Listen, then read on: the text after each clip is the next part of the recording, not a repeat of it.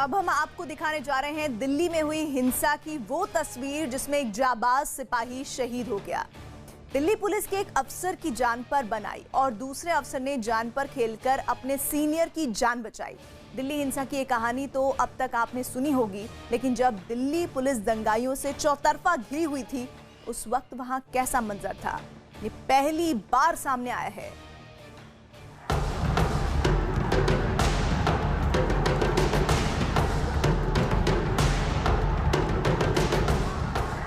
लहू की प्यासी एक भीड़, हर तरफ खून खून की गूंज, जान लेने पर उतारू दरिंदों का सैलाब, और इस भीड़ में फंसे हैं मुट्ठी भर जाबाज। तारीख थी 24 फरवरी, जगह दिल्ली का चांदबाग इलाका।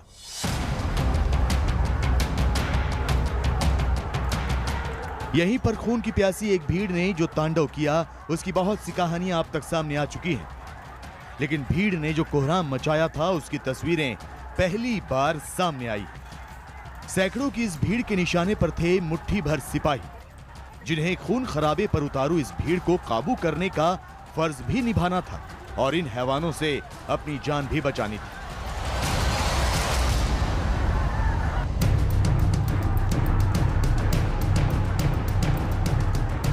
मुश्किल की घड़ी थी और मुसीबत सामने खड़ी थी। संख्या कई गुना ज्यादा होने की वजह से यह भीड़ दिल्ली पुलिस के जवानों पर हावी हो गई और भीड़ के हमले में कांस्टेबल रतनलाल शहीद हो गए। डीसीपी अमित शर्मा गंभीर रूप से जख्मी हो गए और एसीपी अनुज डीसीपी की जान बचाने में घायल हो गए। जानलेवा भीड़ के चंगुल से बहादुर एसीपी अनुज ने कैसे अपने सीनियर डीसीपी अमित शर्मा की जान बचाई, पहले इन तस्वीरों को देखिए। इस वीडियो को ध्यान से देखिए।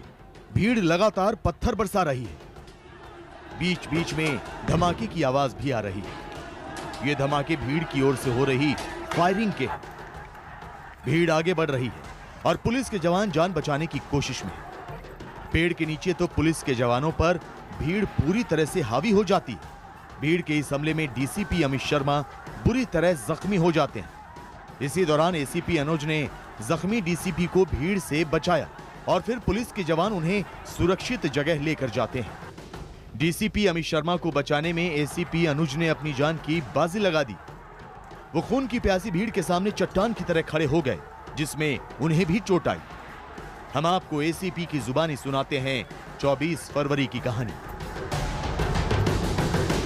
जैसा इसमें वीडियो में दिख रहा है तो भीड़ चारों तरफ से घेर रही थी और पीछे जो डिवाइडर था, डिवाइडर की वजह से पुलिस पर्सनल बहुत तेज़ी से रिट्रीट भी नहीं कर पा रहे थे। उसकी वजह से भी एक स्टैम्पिड काइंड सिचुएशन बन रही थी। अब जब डीसीपी सर के एक इंजरी हुई तो उनको हम किसी तरीके से, मेरे साथ जो 2 पुलिस पर्सनल और अवेलेबल थे, हम पीछे यमुना विहार साइड की तरफ निकले वाया ग्रीन बेल्ट।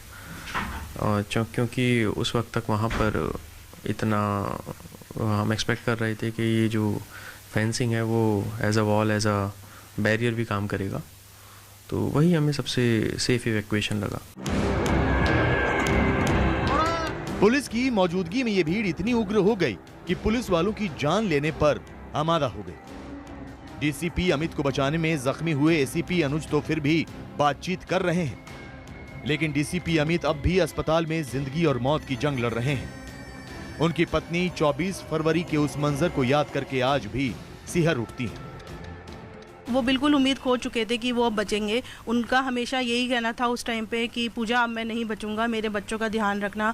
वो अपनी सिस्टर को कह रहे थे कि मेरी वाइफ का, मेरे बच्चों का ध्यान रखना। अपनी मदर को ये चीज़ कह रहे थे। तो हमारे लिए बहुत क्रिटिकल फेज था उस समय। उस सिचुएशन को फेस करना, उनके आगे हम रो भी नहीं सकते, हम कुछ भी नहीं कर सकते। तो हमारे लिए बहुत, और उसके बाद एक डिसीजन लेना, एक मेजर सर्जरी करी गई, उसके बाद 5 घंटे सर्जरी चली, तो एक बहुत बड़ा डिसीजन था। फिर उसके बाद 3 दिन वो वेंटिलेटर पे रहे। तो एक क्रिटिकल फेज था जो कि देखिए निकल गया और अभी उनको मैं वापस ज़िंदगी और मौत से खींच करके वापस लेके आ गई हूँ उनको। लेकिन अभी वो नॉर्मल होने में थोड़ा टाइम लेंगे, लेकिन हाँ बिल्कुल हो जाएंगे और बिल्कुल वापस अपनी ड्यूटीज़ को दोबारा से ज्वाइन करेंगे और फिर से वैसे ही परफॉर्मेंस देंगे। डीसीपी अमित की पत्नी का यह भी कहना है कि यह हिंसा पूरी तरह सुनियोजित थी और इसके लिए तैयारी की गई थी। ये तो बताने की आपको ज़रूरत ही नहीं है, जब एक आईपीएस ऑफिसर को, डीसीपी को इतना मारा गया है तो वो तो आपको खुद ही समझ आता है कि कानून का खौफ कहाँ है। अगर कानून का खौफ होता तो वर्दी देखते ही लोग डर जाते थे। आज वर्दी पे ही हाथ उठाए जा रहे हैं, वर्दी पे ही पत्थर मारे जा रहे हैं। आज वर्दी के लिए आप हॉकी स्टिक्स यूज़ कर रहे हैं, वर्दी के जो वर्दी पहने हुए हैं। एसीपी साहब ने, अनुज ने, जिन्होंने जान बचाई है, वो तो एक हमारे लिए भगवान के रूप में आए। अगर वो 1 मिनट भी लेट हो जाते तो ये बचता ही नहीं। डीसीपी अमित के पिता का भी यही कहना है कि खून की प्यासी उस भीड़ के सामने अगर एसीपी अनुज नहीं आते तो शायद वो भीड़ डीसीपी की जान भी ले लेती। सर, मुझे तो अपने बेटे पे गर्व है और मैं जब उसके चोट लगी तो मैं बहुत परेशान था, पर जब लोगों ने कहा कि ऐसा ईमानदार और इतना बहादुर है, तब मेरे सारे घाव में भूल करके मैं तो इस बेटे की बहादुरी पर खुश हूँ। शुरू में भीड़ ने थोड़ा सा धोखा किया, मेरे बेटे से कहा कि हम मान जाएंगे। बाद में जब मेरे बेटा अकेला रह गया तब उन्होंने उसका हेलमेट उठा करके रॉड से जो मिला, तलवार, चक्कू जो भी मिले, मेरे बेटे के मारे। मेरा बेटा तो मर चुका होता अगर एक ऑपरेटर है नवीन दबास, अगर वो उन्होंने उसके ऊपर लेट कर उसको नहीं बचाया होता। चांदबाग की खूनी भीड़ से एसीपी अनुज ने अपनी बहादुरी से डीसीपी की जान तो जरूर बचा ली, लेकिन इस भीड़ ने कांस्टेबल रतनलाल की जान ले ली। वो बहादुरी के साथ इस भीड़ से मुकाबला करते हुए शहीद हुए। ये सब कुछ एसीपी अनुज की आंखों के सामने हुआ।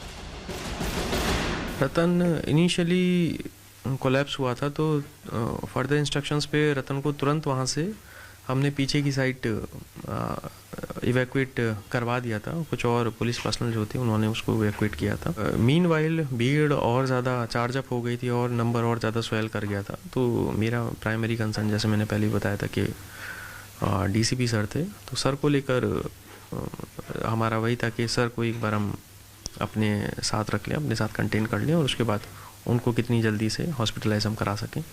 तो ये हमारा तब प्राइम एंड ओनली कंसर्न था। जिस सड़क पर खून खराबे पर उतारू हजारों की भीड़ ने एक पुलिस वाले को शहीद कर दिया, जहां पुलिस अफसरों को जख्मी किया गया, वहां आज सब कुछ सामान्य जरूर है, लेकिन 24 फरवरी की उस खौफनाक हिंसा की निशानियां अब भी मौजूद हैं। इसी जगह पर अचानक 2 जगह से पथराव होने लगा और उपद्रवी एक दूसरे पर पथराव कर रहे थे और यहाँ पर महिलाओं की भी काफी भीड़ थी। उसी दौरान दूसरी तरफ से, सड़क के दूसरी तरफ का जो रूट है वो मैं दिखा रहा हूँ आपको। इस जगह से पुलिस बल को घेरा गया। इसी बैरिकेड के पास यहाँ पर पुलिस मौजूद थी और रेलिंग को पार करने के लिए मजबूर होना पड़ा। दिल्ली के चांदबाग में जब भीड़ ने पुलिस वालों को निशाना बनाया, उस वक्त वो इस कदर खून की प्यासी थी कि अपने रास्ते में आने वाली हर चीज को तहस नहस करती जा रही थी। उसके पास ना तो हथियारों की कमी थी, ना ही गोला बारूद की। चूंकि वो प्रोटेस्ट था और पत्थरबाजी तो इन जनरल ज़्यादातर लॉ एंड ऑर्डर सिचुएशंस में हम एक्सपेक्ट करके चलते हैं, इसीलिए सब जितने भी पुलिस पर्सनल थे एंटी राइट गियर से इक्विप्ड थे। मगर ये भीड़ जो थी, तो ये भीड़ ने, मैं कहूँगा कि काफ़ी ज़्यादा उग्र रूप ले लिया था, जिसमें इन लोगों ने पत्थर के अलावा जो अपने जो वेपन है, स्टिक्स वगैरह, और उसके अलावा जो ये एग्रीकल्चरल टूल्स हैं अपना, चाहे फावड़ा हो, कुदाली हो, ये सब भी था। और अपरेंट जब हम देखते हैं तो फायर आर्म्स वगैरह भी जो दंगाई हैं वो काफ़ी यूज़ कर रहे हैं। तो इतना हमने एंटिसिपेट नहीं किया था। दिल्ली के चांदबाग में हुई हिंसा का वीडियो सामने आने के बाद ये समझा जा सकता है कि दिल्ली पुलिस के दिलेर अफसरों ने उस खूनी भीड़ से किस तरह मुकाबला किया होगा और वो भीड़ कितनी खतरनाक हो चुकी थी। एक तरफ दिल्ली हिंसा से जुड़ी तस्वीरें और वीडियो सामने आ रहे हैं, तो दूसरी ओर पर्दे के पीछे से इस हिंसा को भड़काने वाले चेहरों की भी पहचान हो रही है। पुलिस हिंसा में शामिल लोगों को सलाखों के पीछे पहुंचाकर दंगा पीड़ितों को इंसाफ दिलाने में जुटी हुई है। पूरी दिल्ली में हालात सामान्य हो चुके हैं, अमन बहाल हो चुका है, लेकिन इस हिंसा पर शुरू हुई सियासी शोर कम होने के बजाय बढ़ता ही जा रहा है।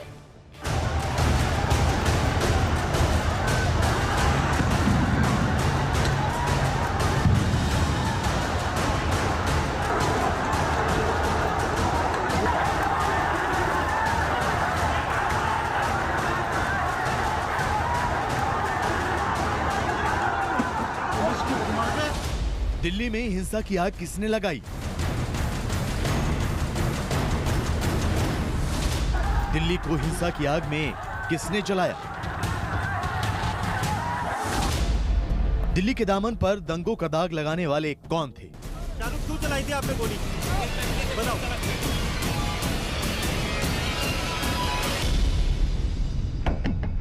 दिल्ली में भड़की हिंसा पर पूरी तरह से काबू पाने के बाद अब तलाश उन चेहरों की हो रही है जिन्होंने दिल्ली के माथे पर दंगे का काला धब्बा लगाया।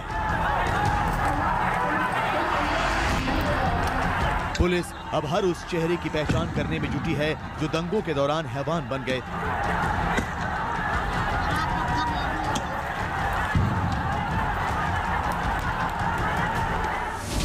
ये जो कुछ हुआ है उनको जिस प्रकार से प्रभावित हुए हैं, पूरी कोशिश है कि उनके मनस्थिति को भी नॉर्मल किया जाए। तो बराबर उनके साथ हमारा राब्ता है, बातचीत हमारी हो रही है। बहुत सारे लोग हमारे ऑफिस में भी, यहाँ पे भी हमसे मिल रहे हैं। हमारा प्रयास है यही है कि हम सिचुएशन को बिल्कुल नॉर्मल कर दें।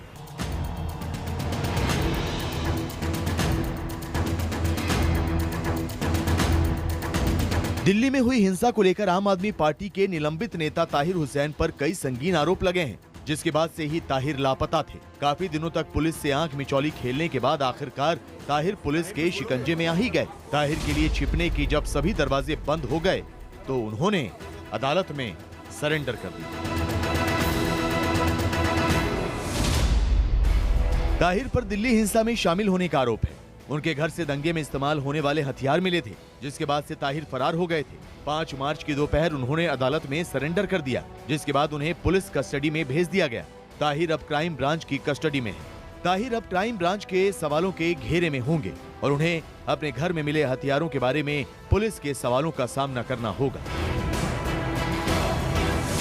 सनलाइट कॉलोनी थाना में है और यहाँ पर क्राइम ब्रांच की टीम ताहिर हुसैन को लेकर आ रही है। आप देख सकते हैं यहाँ पर, और ताहिर हुसैन यहाँ पर पहुंचने वाला है। इस गाड़ी में आपको दिखाएंगे ताहिर हुसैन इस गाड़ी के अंदर बैठा हुआ ताहिर, और यहाँ पर आप देख सकते हैं इसके अंदर ताहिर हुसैन को लेकर क्राइम ब्रांच की टीमें यहाँ पर पहुंची हुई है, क्योंकि ताहिर हुसैन काफी समय से फरार था और उस पर लगातार पुलिस जो है कई जगह पर दबिश दे रही थी। पुलिस ताहिर को शिकंजे में लेने के बाद अब उनके भाई की भी तलाश में है। ताहिर के भाई शाह आलम काफी दिनों से फरार है। ताहिर ने भी अदालत में सरेंडर करने से पहले अग्रिम जमानत लेने की पूरी कोशिश की, लेकिन कामयाबी नहीं मिली। अब ताहिर के वकील का कहना है कि उन्हें साजिश के तहत फंसाया गया है। आज हमने एप्लीकेशन लगाई है कोर्ट में सरेंडर करने की, क्योंकि इनको झूठा फंसाया गया है। एक पहले केस था और 2 केस और भी दर्ज हुए हैं। हमको कल पता लगा।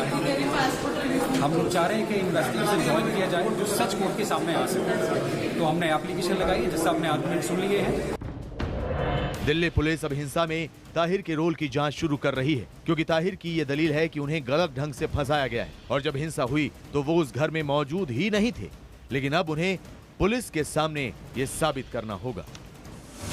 कानूनी प्रक्रिया होनी चाहिए, वो हम ताहिर के खिलाफ हम कर रहे हैं और आपको हमारे पे बिल्कुल पूरा विश्वास करना चाहिए कि हम उसे जल्द से जल्द कानून के सामने हम पेश करेंगे। दिल्ली पुलिस इस हिंसा में शामिल हर चेहरे को बेनकाब करने में जुटी है। ताहिर की गिरफ्तारी के अलावा पुलिस को मौजपुर में हिंसा में शामिल शाहरुख से जुड़े कई अहम सुराग भी मिले हैं। शाहरुख ने ही पुलिस के जवान के सीने पर बंदूक तानी थी। पुलिस ने शाहरुख की उस कार को बरामद कर लिया है जिससे शाहरुख फरार हुआ था।